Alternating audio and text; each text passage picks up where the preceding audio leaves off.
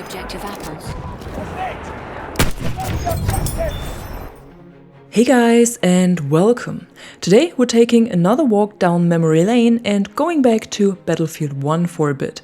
Cause I think the last video about an old Battlefield title was over a month ago, and I actually wanted to do at least one video of this series per month, so we're already a bit late this time. However, this walk down memory lane is definitely something special for me, since Battlefield 1 was the reason why I started this channel. Back then, I wasn't playing multiplayer games much, only a bit of Battlefield 4 every now and again, but not regularly. Also, I didn't really follow the news around gaming much or kept track of any new shooter games. I was just casually playing a few hours per week and that was it. But by the time that the Battlefield 1 open beta went live, it was recommended to me at the Battlefield 4 starting page and I was immediately interested. Not sure why exactly, but something caught my attention. And I can still remember how impressed I was when I played the first match on Sinai Desert, cause that was the beta map back then. I think it was the only one, but not sure if there was another one. But Sinai Desert got stuck in my head and I was impressed by the graphics, the sound design, the visual effects, the chaos, explosions, soldiers screaming and shouting, and the atmosphere in general.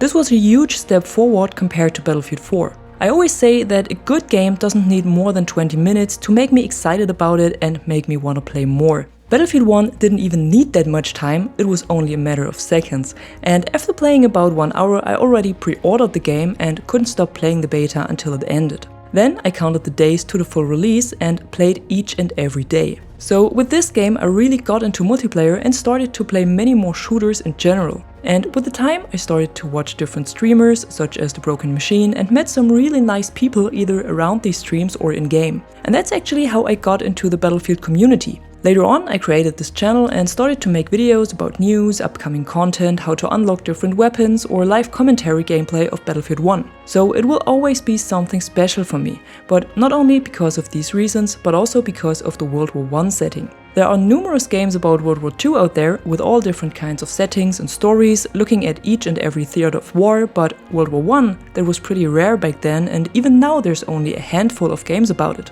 And I gotta be honest, I didn't know much about it as well, only what we learned in school, and even there the focus was more on World War II than anything else. So learning more about this part of history while playing the game was pretty interesting as well. And I think DICE did a great job here. Cause there's not only that amazing single player campaign with different stories and characters, the short notes that you can read in the loading screens or the narrated parts of the operations, but also the codex entries you could unlock by completing different missions and that offered a lot of insight on the war itself and the gear that was used. And you also haven't had to read all of this in-game, but you could just lie on the couch and read through it in the companion app. And I gotta be honest, I really missed this for the newer titles, cause that companion app made it so comfortable to check your stats, your missions, your progress in general, manage your platoons or get in touch with other players. And I wonder why they scrapped this. Same for the CTE, the community test environment. That was something I loved to take part in and give feedback in the surveys. And especially later on as a content creator, it gave me the opportunity to give people a first look of what DICE was testing.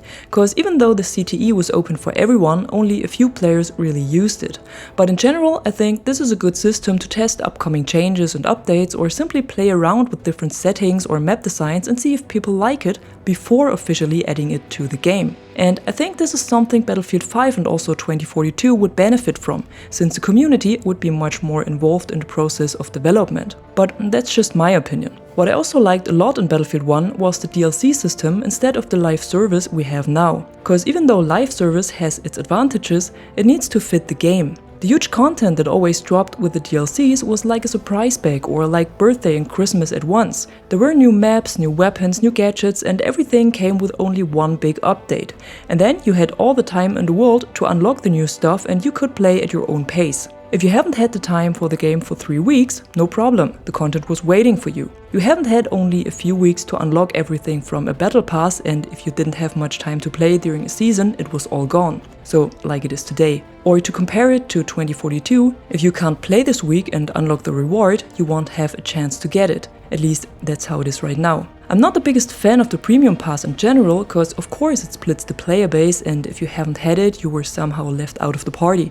But then again, even today you can still play almost all DLC content, so it seems like the players who played or still play the game on a regular basis bought premium anyhow. And I think especially for Battlefield games that have an older target audience than Fortnite or Call of Duty, the premium or DLC system is probably the better way to go. Cause like I already said, it gives people the chance to set their own pace when unlocking new stuff instead of expecting them to spend their whole life in the game. But maybe I'm wrong. Feel free to tell me in the comments below what you think about this. But let's get back to the game itself. Even though Battlefield 1 is an amazing game and definitely one of the best games of the franchise, it also has its weaknesses and mechanics that were kind of annoying. For example, the random bullet spread with which your bullets not always hit the spot you were aiming at, or the suppression mechanic that caused your soldier to miss a lot more bullets than usual when under fire, even if it was only random suppression from someone spraying across the whole map. Or the grenade spam that DICE was trying to balance somehow in a lot of different updates, but it's still very present in the game.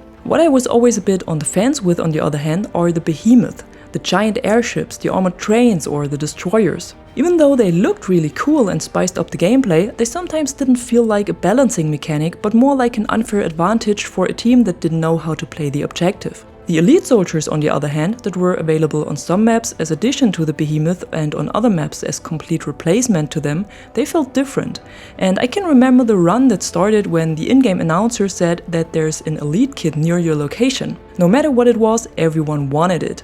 And you could really get some only in Battlefield moments with them or some crazy kill streaks. What I also liked, and I was honestly a bit sad that this was removed after Battlefield 1, was that when you picked up another player's weapon, you did not only swap the primary weapon, but the complete loadout. That had something challenging and I always liked to see what I get, so basically like a surprise bag. But then again, if you were wounded or low on ammo, you just picked up a medic or support weapon and placed a crate, if they had one in the loadout of course. Or you started complaining why these guys play without the gadgets that one would expect from their class. That happened as well. Also, talking about the classes, I really liked the class system back then, cause it was not only typical for the franchise, but also fitted the game very well. Not only because every class had its task in the game and it was much easier to tell if anyone can heal or resupply you, but also because it was easier to predict if you could win a gunfight against an enemy or not. Every member of a class looked the same, so you could easily tell a medic from a sniper or a support from an assault. And by knowing their classes, you also knew what kind of weapon they were most likely using. So if I was in assault with an SMG and I ran into an enemy sniper with a slow bolt action rifle,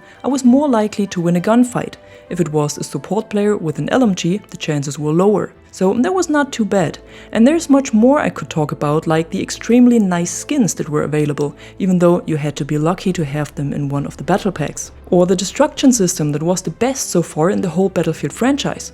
Or the great map design with which I really think they hit the sweet spot between open maps that are big enough for infantry and vehicles, but also provide a good amount of cover, and smaller maps with a lot of close quarter action. There was something for everyone. Also, from what I can remember, the launch was pretty smooth and the promised content was delivered within an acceptable time frame, even though there also were a few delays. So overall, Battlefield 1 was and still is an iconic Battlefield title, and DICE really managed to deliver and nail the World War I atmosphere with its dusty and dirty trenches, bullets and splinters that are flying around, and sometimes the only thing you can do is keep your head low and crawl through the mud. And even though it has its weaknesses, it's still one of the best titles of the franchise and very alive on both consoles and on PC. On PC, unfortunately, there's always a problem with hackers, even though you can be lucky and play for a few days without encountering one, but I also had days when I spent almost an hour trying to find a lobby without any cheaters. That's why I usually switch to console for the old Battlefield titles.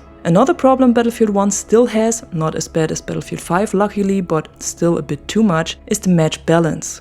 In Operations it's quite good, but in Conquest I barely have any balanced matches. They are always a bit one-sided, but then again, the game is still worth playing and still looks pretty good for a 6-year-old title. And that's it for today. Tell me in the comments below how your experience was with Battlefield 1, cause I always like to read your stories as well. I might not reply to every comment, but you can be sure that I read all of them. And as always, if you enjoyed this video, be sure to drop a like and subscribe to the channel to stay tuned for more content like this. Until then, thanks for watching. I'm the Catwoman and you are awesome.